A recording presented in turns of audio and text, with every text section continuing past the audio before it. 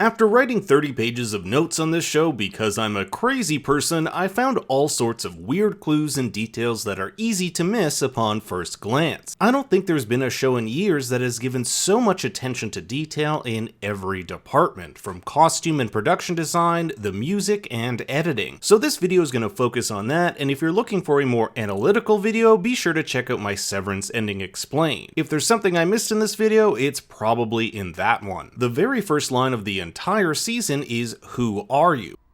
Who are you? Which is interesting because the final episode is called The We Are, a play off the title of Rookin's book, The You Are. Our first shot is of Helly, and I just get coffin vibes by this boardroom table. The word hell is referenced multiple times throughout the season to refer to the Lumen workplace, and even episode 1 is called Good News About Hell. Pretty sure it's not actual hell, just more of a metaphor. I found this other shot here of Helly's first day, which reads Hello Hell. The show does a brilliant job at extending this idea of a severed work-home life into every aspect of the filmmaking process. For example, check out this shot of the parking lot when Mark leaves work. A bunch of snow divides or severs the parking space. You'll notice a red car on the top left and a blue one on the bottom right, with Mark's neutral color car in the middle, just like him floating between these two worlds. The most prevalent color dichotomy in the show is between red and blue. Mark owns red and blue fish, his house is blue and Herb's is red. The office is filled with red and blue paper. The envelope Mark's given by Petey is red. Cobell's office floor is blue. I could go on for another 2 minutes listing all these differences, but you get the point. In terms of what this signifies, I think it's used as a motif to further show how this world is split.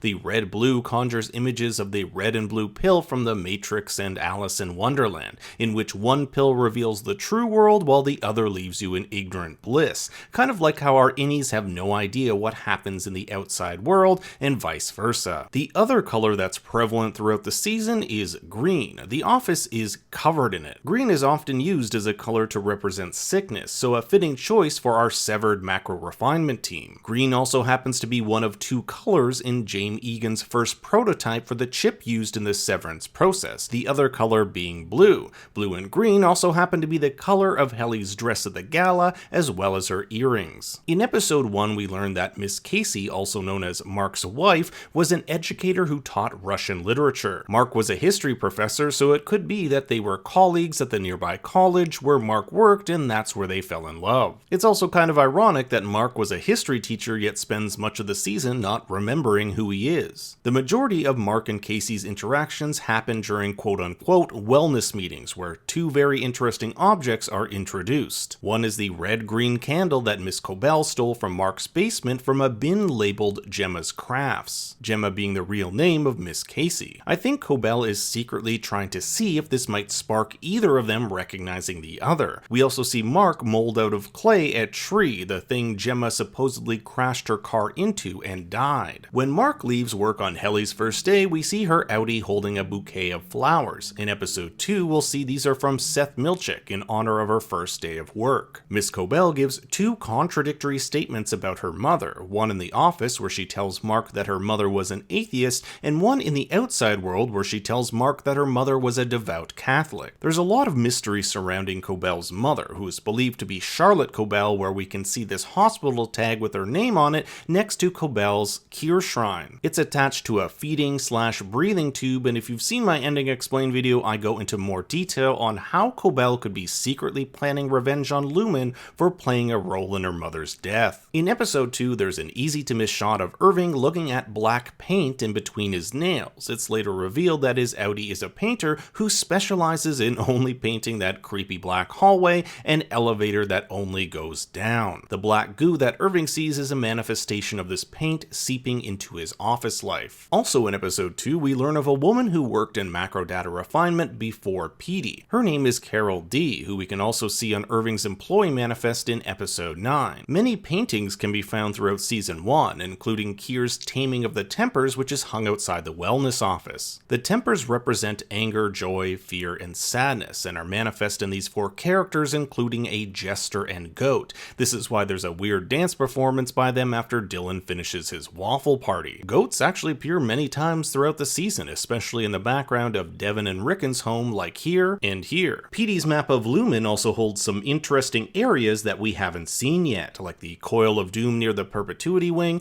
an area called Team Building, and a group of houses with the line, "Some people might live here." Remember that Petey said he found a department where people can't leave. I think this is where Miss Casey has always been. In the Perpetuity Wing, we see how all the CEOs of Lumen are members of the Egan family, with Kier Egan being the founder. I think there's a lot the writers can play with here, and I hope we get to meet more members of this family, especially this guy, Ambrose Egan, who is mentioned as being the black sheep of the family. James refers to someone known as the grandfather, and I think he's referring to Kier. The name Kier derives from Gaelic, meaning the Dark One. We'll later get a glimpse of Mark and Irving's license plates, which are colored black and emblazoned with the Latin phrase Remedium Hominibus, which translates to a cure given to mankind. Remember that Lumen did start off as a medical company. In episode 3, Miss Casey says of Irving's Audi that he likes the sound of Radar, which is the name of his dog, and later in episode 8 she tells Mark in his wellness meeting that she's only been up for a combined 107 hours,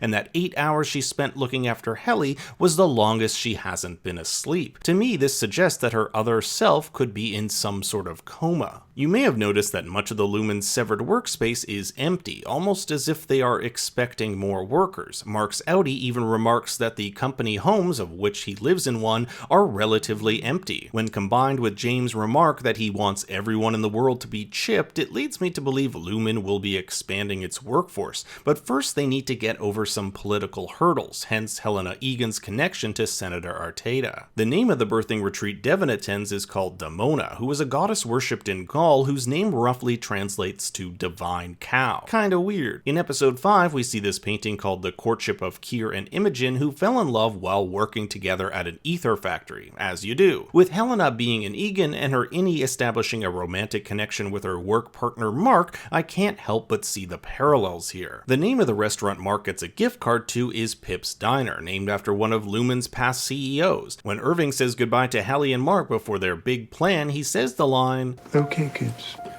let's find out what's for dinner." Which is what he was chastised for saying in episode 1. Hi, kids.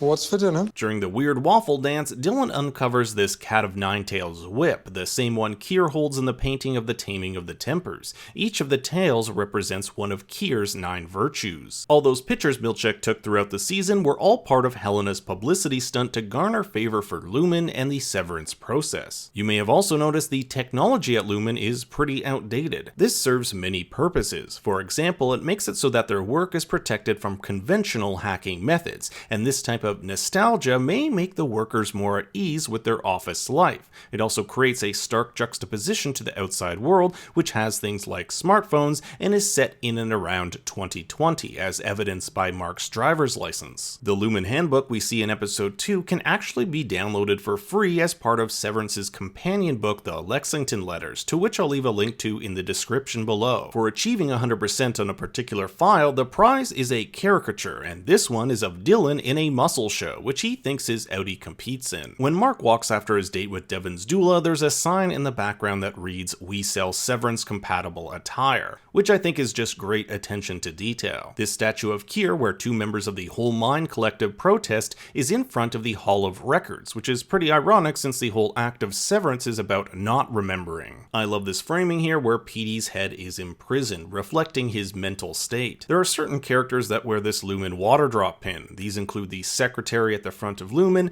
Natalie the PR lady, and Miss Casey. Do they have something in common, i.e. never leave Lumen, or is this just a coincidence? In episode 3, there's a sign that clearly states not to sit on Kier Egan's bed, but Dylan is explicitly told to after his waffle party. Cobell's bedroom looks almost like a prison, drab concrete walls minimally furnished with a hospital-like bed. Her shrine has some interesting bits of information, like a photo of what is likely her as a child attending the Myrtle Egan school for girls. Perhaps this is where she wound up after her mother passed. In episode 6, Mark goes on another date at a restaurant called Gerhardt's, another Egan CEO. In the security room, we can see there are dozens of severed workers, at least in this specific section of Lumen. There could be other sections here, plus we know according to the Lexington letters that there are other Lumen branches that also engage in Severance. I've also noticed that the state abbreviation used throughout the season is PE, and I'm not American, but as far as I know, there is no state with that abbreviation. It makes me wonder if we're in some sort of alternate reality. But here is where I leave it to you. I'm sure I missed a bunch of stuff, and if you haven't seen my other Ending Explained video, be sure to check it out. I've left a link to it in the description below. Thanks for watching, everyone. For more bad takes, you can follow me on Twitter and Instagram at ThinkStoryYT. And until next time, remember... Who are you?